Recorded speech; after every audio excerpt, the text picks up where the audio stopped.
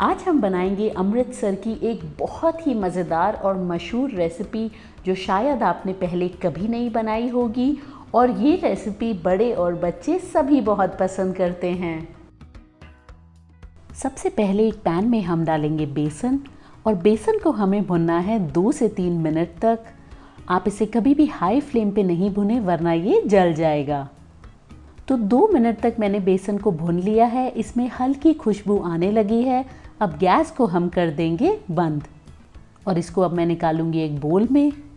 यहाँ अब एक बड़े बोल में हम डालेंगे दही, उसी के साथ धनिया पाउडर, भुने हुए जीरे का पाउडर, पाव भाजी मसाला, ये बहुत इम्पोर्टेंट है, आप इसे स्किप नहीं करें।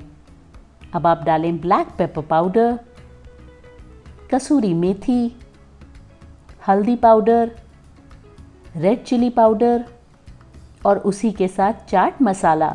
ये जो हम मिक्सचर बना रहे हैं ये बहुत ही मज़ेदार टेस्ट देगा, टेक्सचर देगा। तो इन सबको अब आप अच्छे से मिक्स करें। ध्यान रखें जो दही की गुठलियाँ हैं वो सारी डिज़ोल्व हो जाएं।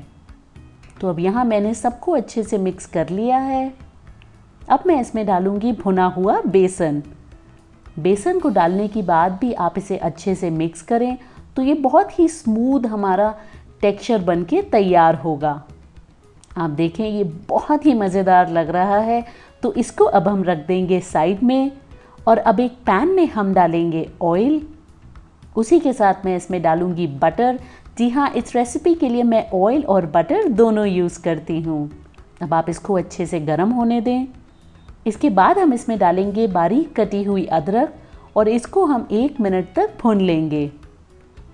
अब हम इसमें डालेंगे लंबे कटे हुए प्याज। जी हाँ, इस रेसिपी के लिए हमें लंबे प्याज चाहिए। तो इसको अब हम भुनेंगे 3 से 4 मिनट तक, हल्का गोल्डन ब्राउन होने तक।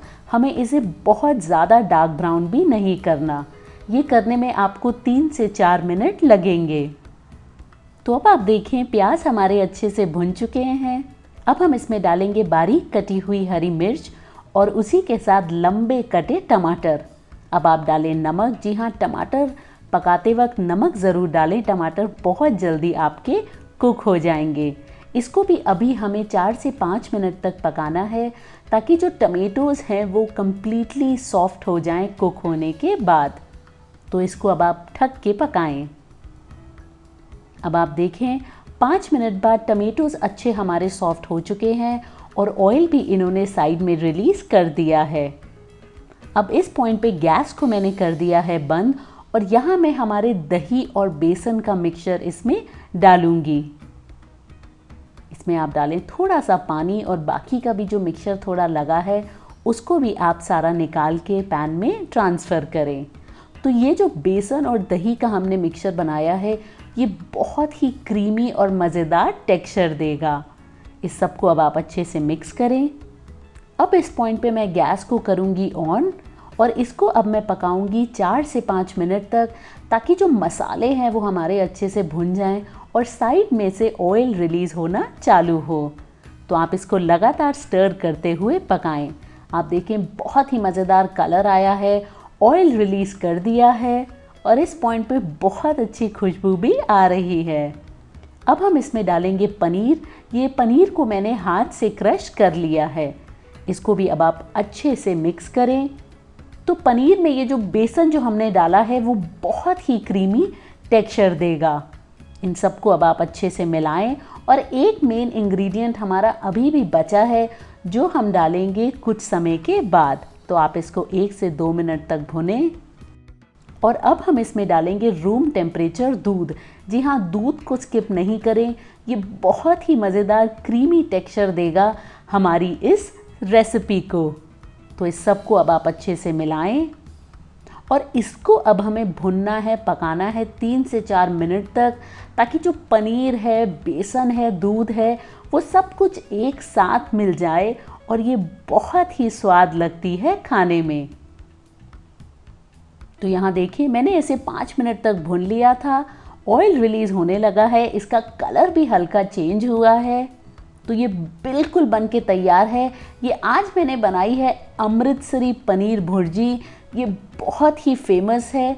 इस पे अब आप डालें लच्छे प्याज के, उसी के साथ थोड़े से लंबे कटे टमाटर, हरा धनिया, थोड़ा सा गरम मसाला, कसूरी मेथी और इसी के साथ हम आखिर में ग्रेट करेंगे थोड़ा सा पनीर और इसी के साथ अब हम सर्व करेंगे बहुत ही मज़ेदार कुलचे जो इसके साथ मिलते हैं। इससे पहले आप डालें इसमें थोड़ा सा बटर और ये रेसिपी अभी आपकी बिल्कुल तैयार है। तो कुलचा गरम करने के लिए एक पैन में हम डालेंगे बटर। बटर जब गरम हो जाएगा तो आप कुलचे को दोनों तरफ से सेकें हल्का गोल्डन ब्राउन होने तक। अगर आप चाहें तो इस रेसिपी के लिए आप कुलचे की जगह ब्रेड भी सर्व कर सकते हैं। तो दूसरी तरफ भी आप लगाएं थोड़ा सा बटर और इसको भी अच्छे से कुक करें।